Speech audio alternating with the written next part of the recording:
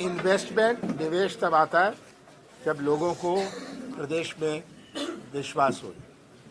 हमारा प्रदेश 5 प्रदेशों से घिरा हुआ है। जो दक्षिण में अपना सामान बेचता है वो उत्तर भारत में अपने कारखाने लगाता है। क्यों? क्योंकि लोगों को मध्य प्रदेश पर विश्वास नहीं। विज्ञापन से, मीडिया इवेंट से निवेश नहीं आता। विज्ञापन तो चल रहे हैं सालों से।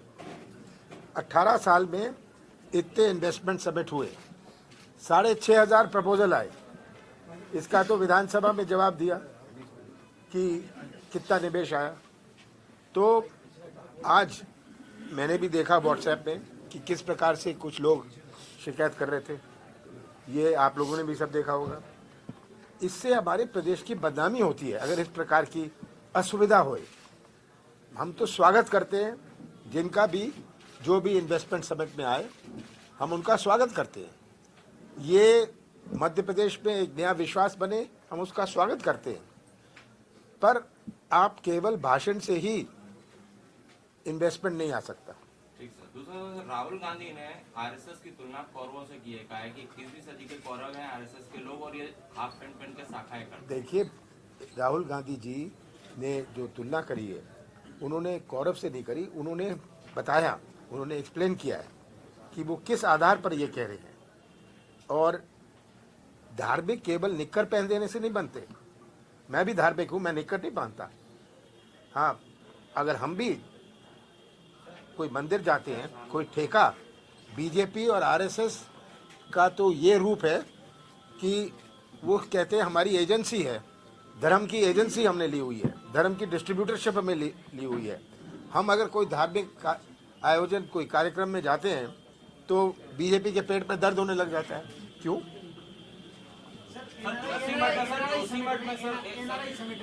तरीके से प्रवासी भारतीय जो आए थे उनने विरोध दर्ज कराया, वो नाराज हुए, ने जगह नहीं मिली। देखिए, ये नाराज हुए, वो तो अब बात पब्लिक हो गई है। बड़ी दुख की बात है। एनआरआईज का हमें स्वागत करना चाहिए था, और अगर उनको असुविधा हुई, वो नाराज हुए, ये मध्य प्रदेश के लिए शर्म की बात है। सर, जोशीमठ, उत्तराखंड के जोशीमठ में जो हालात बने हैं, 500-700 घर खाली हो गए, दरारें पड़ गई हैं वहाँ पर, तो क्या मानव हस्तक्षेप की वजह से वहाँ पर ऐसा हो रहा है?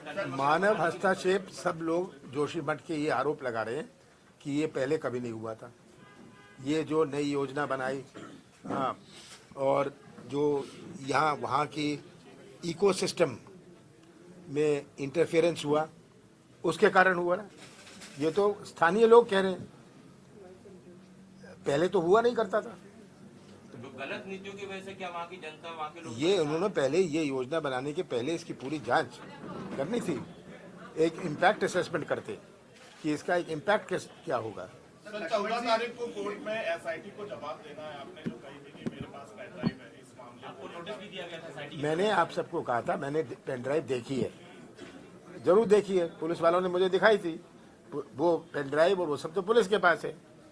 मैं वो मुझे पेन ड्राइव उन्हें दिखाई, मैंने कहा मैंने और जांच करो।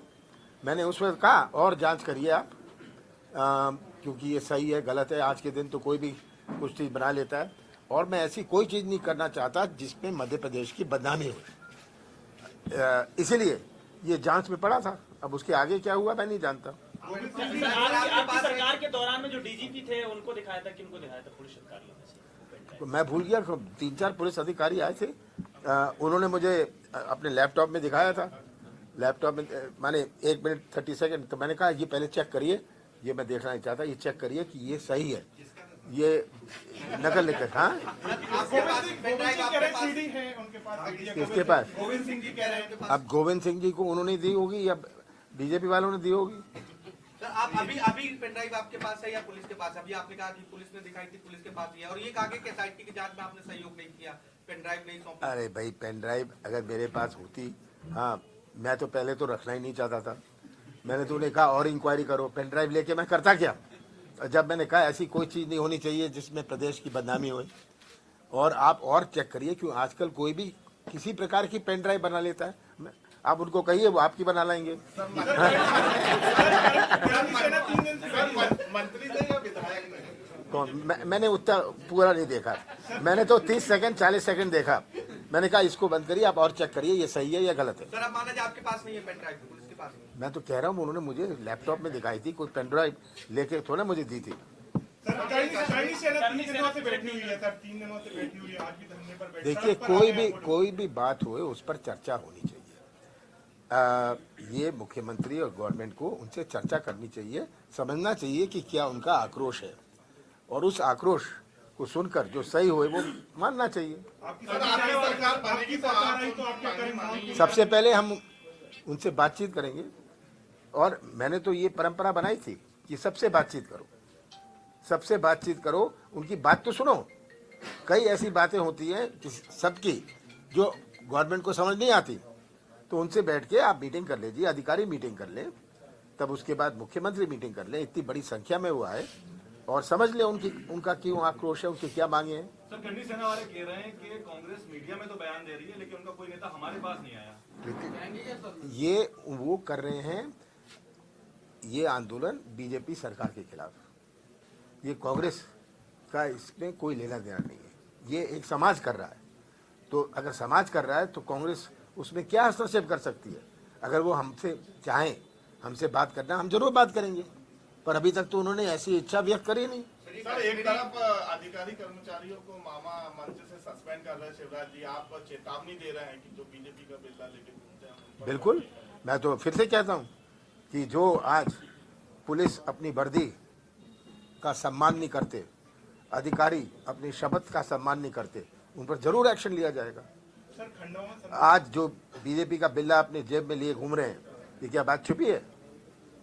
और 8 महीने बचे हैं, सबका हिसाब लिया जाएगा। आपके पास सर आइए, ऐसे मध्य प्रदेश में कितने अधिकारी कर्मचारी हैं? मैंने गिनती नहीं करी, मैं तो सबसे जब अपनी गवर्नमेंट बन जाएगी रिपोर्ट मांगूंगा। बीजेपी नेताओं का कहना है कि बार-बार चक्की पीसने का बोल के डरा रहा है कमलनाथ। मैं डरे क्यों? अगर आप सही कर रहे हैं आपको डरना नहीं चाहिए, क्यों? अगर जो सही नहीं कर रहे वो डर रहे हैं। सर एक तो बीजेपी से जुड़े जो विधायक है, नेता, क्या उनके ऊपर अभी गलत तरीके से दबाव बनाया जा रहा है? झूठे केस अभी भी दर्ज किए जा रहे हैं? सब कांग्रेस वालों पे आज सुबह ही मिले कि हमें भूतपूर्व विधायक जो हजारी थे उनके पोते मुझे मिले कि हमारे ऊपर ऐसे केस लगा दिए गए, झूठे केस लगाओ, दबाव कराओ। पूरा जनपद जिला पंचायत चुनाव, हाँ, पुलिस, पैसे और प्रशासन से हुआ, टॉस में हरा दिया। आपने वो तो टीवी में देखा, वो तो व्हाट्सएप में देखा कि किस तरह छिपा दिया पर्ची।